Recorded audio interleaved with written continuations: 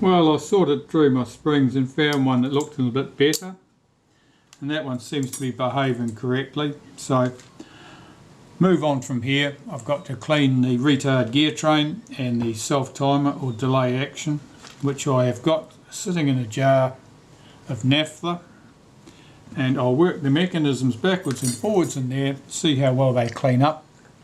I may want to put these through the ultrasonic cleaner. Both of these were quite marked, particularly on the top surfaces, where obviously someone had been throwing a lot of graphite powder around. And graphite powder of itself won't cause a problem if it remained on these components, but if it moves, if it comes loose, it could easily fall onto a lens surface or something like that and create an issue. I'm just checking the action of this. It actually appears quite good. It's running quite smoothly. I'm just going to swab the top surface, make sure all that loose stuff is off. Of course, these surfaces are surfaces I can easily get to. The inner surfaces are here you cannot get to in quite such an easy fashion. So if there's a serious issue, I would need to put that through the ultrasonic cleaner, probably in naphtha, to try and shake some of that rubbish loose. That appears to work well. I'm blowing out all the naphtha, and along with it, of course, any oils that it's picked up. If I left it there and just let the naphtha evaporate, it would leave any oils behind. I want it clean and dry. So now I've got to run the self timer in the naphtha. So I'll set the self timer. Here it is set. And then I will hold back its lever and let that run down, and I'll do that a number of times until I'm happy that it's running smoothly. And basically running it in the solvent like that, running it in the naphtha, it loosens up any dirt or grease or oil or anything on the surface, and repeated actions will probably rub minor imperfections off mating surfaces.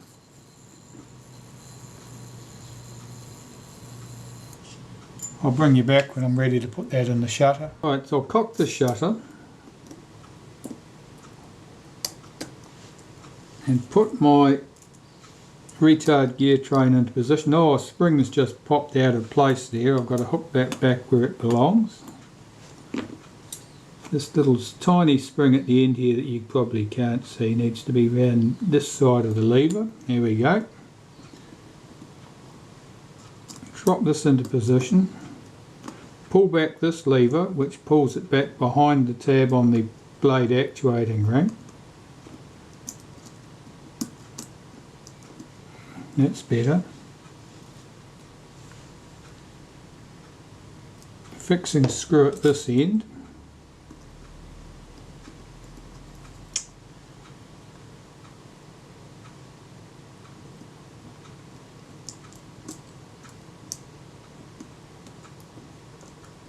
Check that lever's free, that's good. And a small screw at this end that runs through an oversized hole in the retard gear train, so it can be adjusted inwards for greater engagement or outwards for lesser engagement with the main drive cam to control your speeds. That's the adjustment. Right, let's see if that speed runs down. It should take about 1 second. That sounded pretty good. It's a good place to start anyway. That was running nice and smoothly. I'll just tighten that screw lightly there so it doesn't drift on me. it's unlikely that that speed will not need some adjustment. It's probably going to need adjustment, so I'll probably be back in there loosening that. But just on the off chance that it does not need adjustment, I'll tighten the screw up so that there are no mistakes, so that it doesn't come loose at a later time and cause me grief. Here's the self timer. Let's cock the shutter.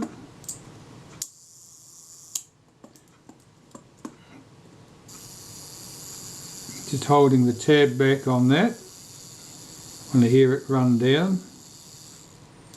That's sounded pretty smooth to me.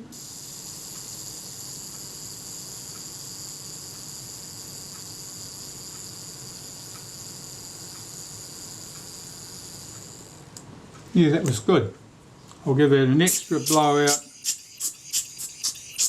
with some air just to make sure there's no loose graphite powder floating about, because I've lubricated both of those speed trains with graphite powder. That's fine when they are clean and dry. It's not something you do when they've got any oil or grease in them, because it'll end up sticking to things, clogging things up and generally causing grief. So far so good. Well, the internal cocking ring needs to go back on. This little pinion there, and the speed ring. Now the speed setting ring, I can see there's some corrosion on it here, so I want to clean that off before I put that in place. It's not severe, I just want to scrape that off really.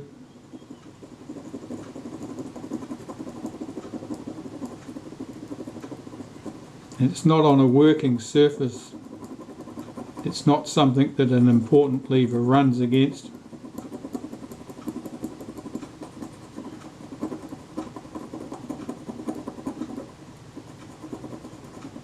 These parts are nickel plate. This part's nickel plated steel, so that's corrosion under the nickel plating, and that tends to make it blister a bit.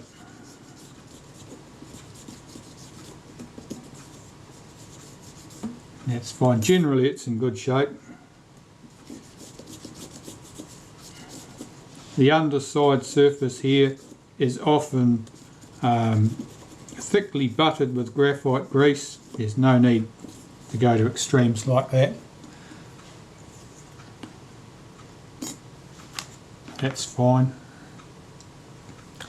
And the other two components just need to be cleaned as well.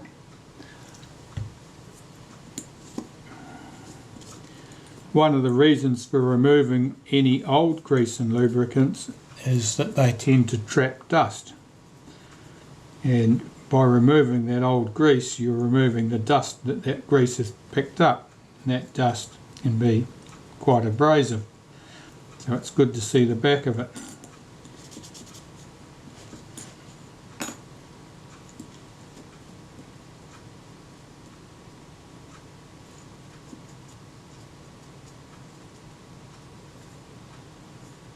Looking at the top surface of that pinion, it's some slight corrosion on it. I don't know if it amounts to much. I can't even feel it with the tip of a screwdriver, so it's negligible. Put things together.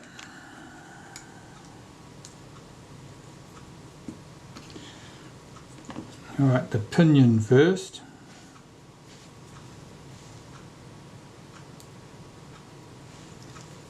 Typically I just give the shaft of that a very light wipe of molybdenum paste. It drops in here. The tab on that pinion fits in here over this bracket between the tail of the spring and the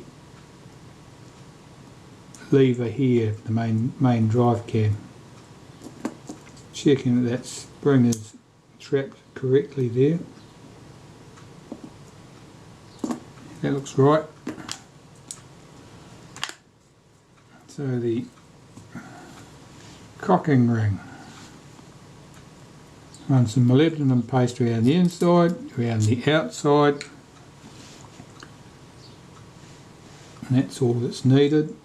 That needs to be, end of that spring hooks over this post. Swing that into position, make sure it's correctly positioned, correctly timed here, last tooth in the last notch, and underneath this catch on the self timer, which pulls the self timer back into position.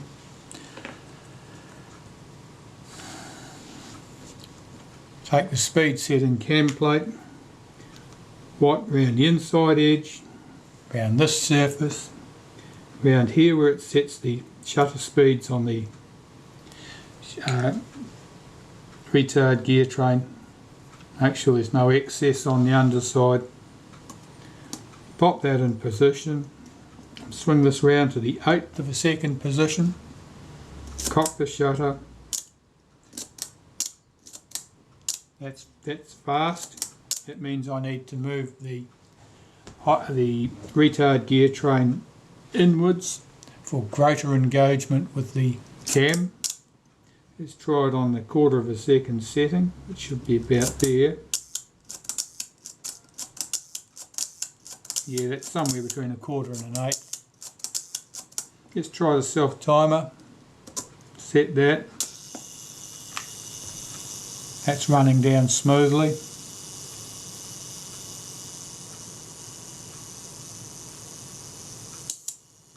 And it sets the shutter off nicely. So, I need greater engagement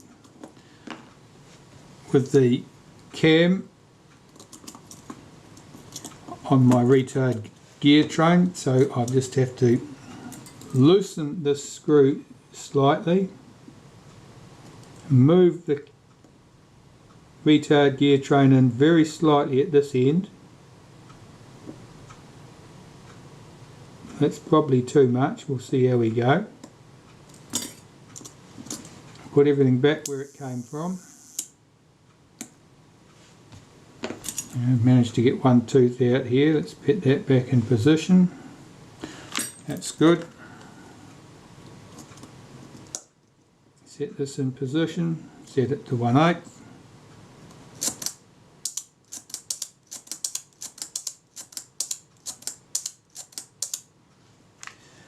If anything, that sounds very slightly fast. I'm just going to check that.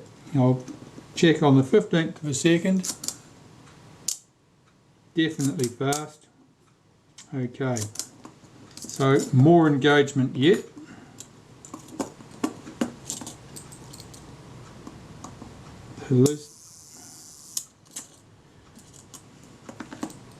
Cock this shutter, otherwise you can't get to the screw head here. Just cock the shutter again, slightly loosen that off.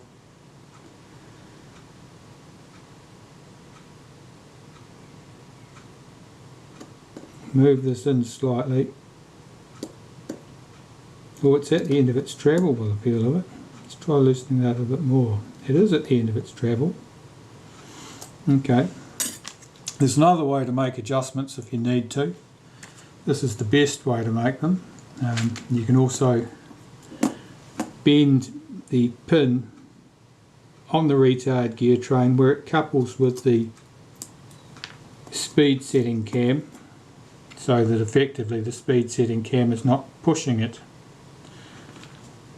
as far or is pushing it further. See if I can get this tail of this spring, doesn't want to drop over its post easily.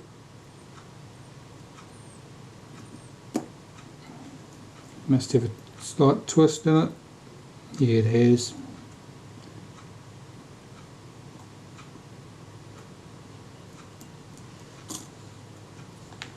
That's better. Once it's under tension, it can't get away. That correctly positioned. That's correctly positioned. Put these speed setting cam plate in place. That's an 1/8. very slightly fast, I would say. I will make an adjustment and I'll test this on the shutter speed tester and see where we are. It's just very slightly fast. Yeah. First I want to make an adjustment. I'll get the tool. Now here I have a hollow punch from my staking set, and the hole in the middle of the hollow punch is just the right size to fit over this pin. So I cock the shutter, move my shutter speed setting cam round so that I can see this pin closely. This pin here and the position of this pin controls the speed, it controls the amount of engagement. So it's running fast. I want to move that pin outwards so that the works underneath are not pushed away to the same extent. So I need to bend that pin outwards. So I'll get this on here, give that a very slight tweak, and hopefully that'll do the job.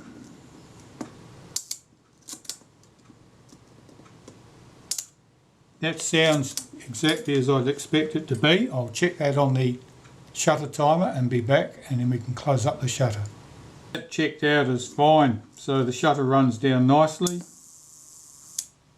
nice and smooth. Self timer's working.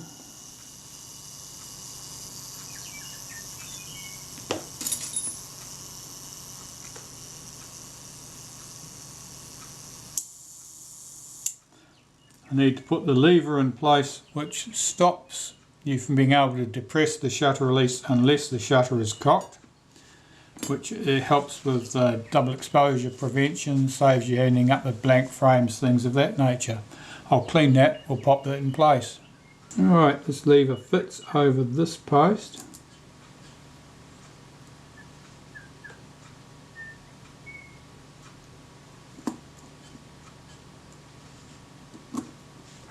The tail of the spring needs to stay behind this post down here, so I have to hold that back with my tip of my tweezers while I rotate it into position. Here it is, sprung loaded, correctly positioned. And pop our speed setting cam plate in place.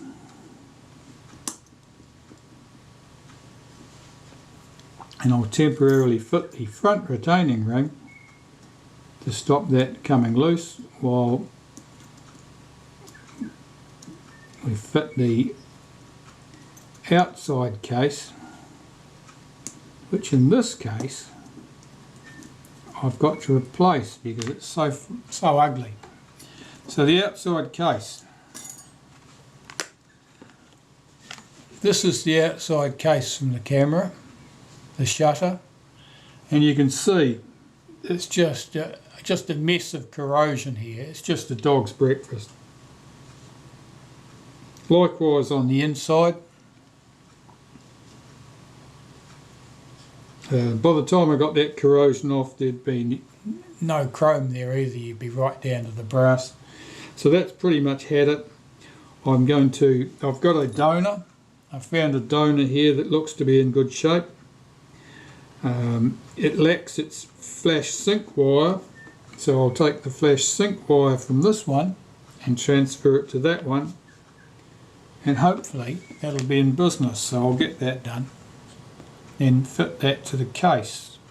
I've got this donor part sorted out. I just need to give that a quick wipe on the inside to make sure I've got rid of any grit and dust.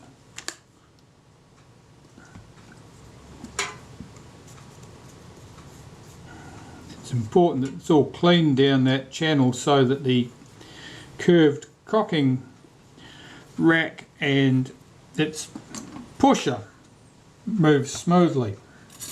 Those parts I've cleaned, and I'm just going to wipe them lightly with molybdenum paste.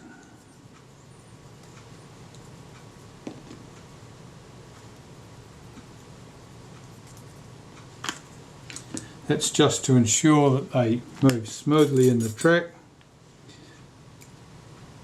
We'll drop this into position. So they're sitting in their track. See that the shutter is cocked. Excuse me. The shutter is cocked. I'll drop the shutter into the case, hopefully aligning everything.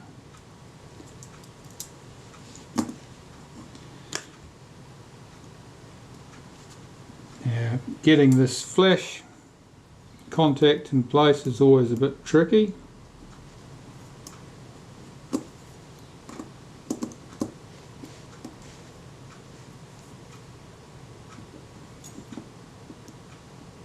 I think that went correctly. We'll know shortly because I'll be testing the flash to see if it fires. So I've got 2 of my 3 screws for this component.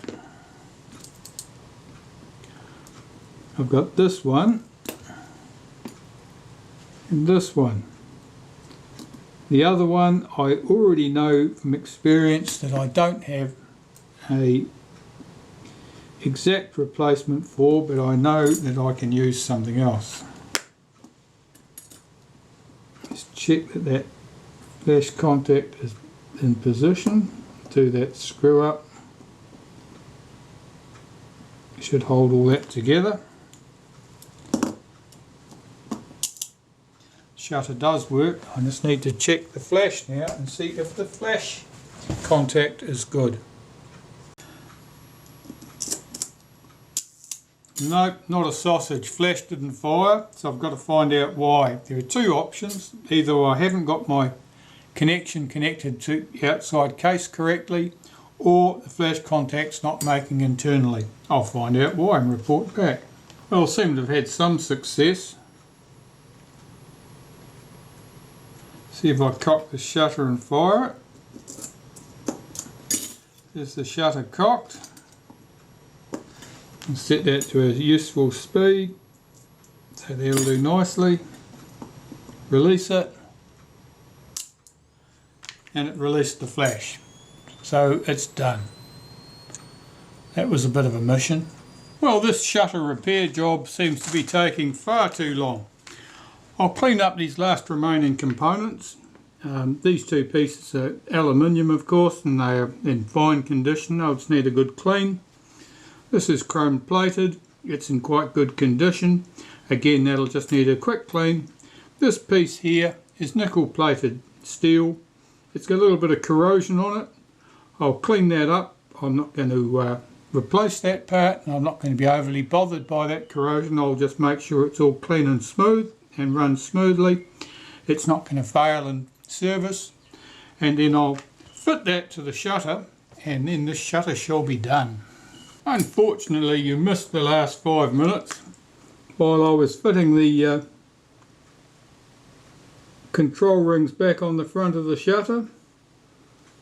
I thought I had pressed record, but the camera was just looking out the window, I think.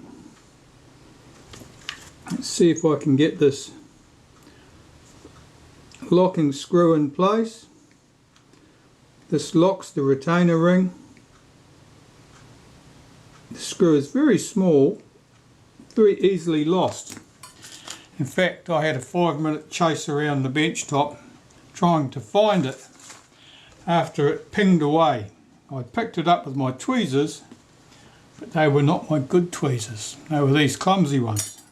And it immediately pinged out, flew down, flew away somewhere, and being an extremely small black screw, it was very hard to see. However, I've recovered from that. I found the screw. The only thing I didn't recover from was not showing you me fitting those rings in place. Coming to the end of this, so what have we got here? Our shims, 3 paper shims, 1 metal shim, and the retainer ring. They need to be cleaned with naphtha. The paper shims in particular are completely soaked in oil, which of course will make its way into the shutter at the first opportunity. So I want to get that clean. These shims are quite fine. Here, this one here, this looks like two pieces of paper. One of them is very, very fine, and it's stuck to another layer, I think. Yes. Okay, let's get that off.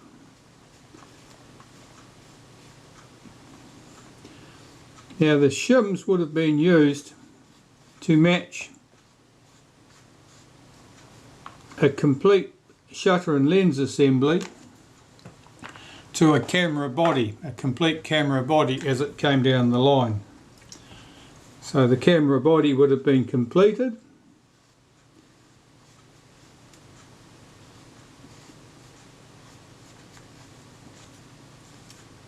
And the shutter would have been matched to it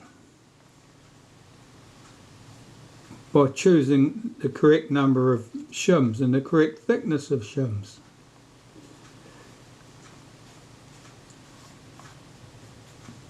In production, that would be an easier thing to do than farting around shifting the focus scale ring on the helical,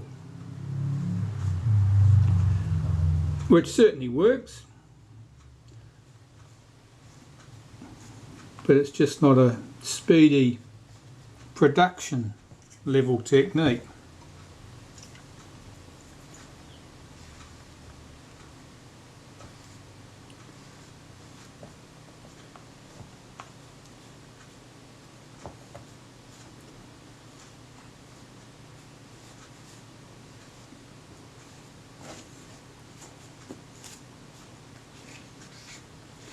This metal shim here is a steel shim,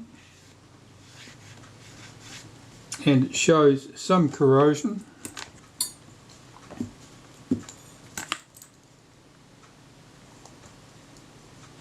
Nothing severe, nothing to cause us any problem. The retainer ring is a little bit greasy. Nothing unusual there. Right, so these shims. Well, normally when I've got a choice, I would choose to put a fairly robust paper shim in place. This one, which of course is split, and that won't cause us any problem. And then I put the metal shim in last of all, closest to the body. I find that helps protect the paper shims while the shutter's being installed.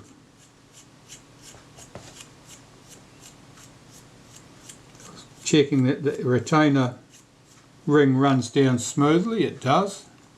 You can see I did find a screw for the missing one over here. It's not quite the same. I had to cut it down, it was too long, but it's doing the job nicely. The lenses. Let's have a look at these. I already noted that they were quite dirty, and there was dust on the inside surfaces. I'm just wiping the body of the lenses here to remove any oil before I clean the glass with the glass cleaner, which is my next trick. Just cleaning the lenses.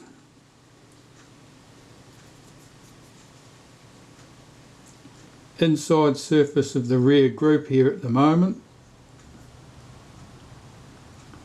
I've cleaned the outside surface of the rear group, and that's looking good. I'll blow all the dust off. Fit that in place on the shutter. It only needs to be finger tight. You don't need to use a tool to tighten those in position.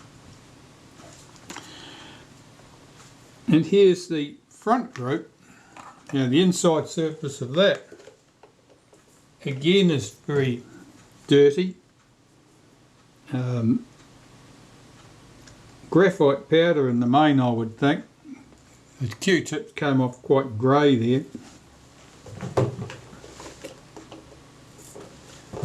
That's from the graphite powder that someone had put into the shutter.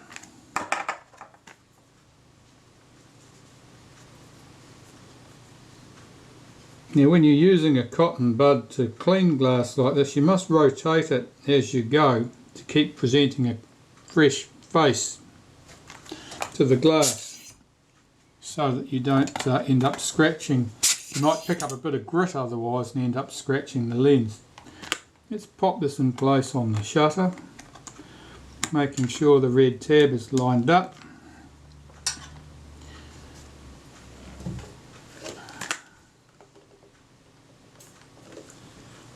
And the front surface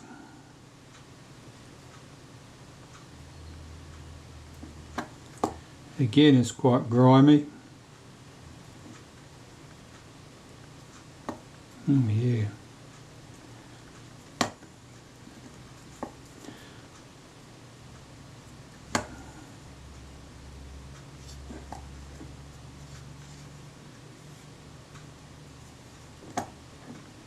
Now I'm looking for reflections which will tell me if there are any smears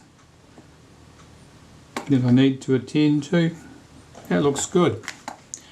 So here's our shutter and lens assembly, all clean, working and ready to go back on the body once I finish cleaning and assembling the body. But at least we've made a start.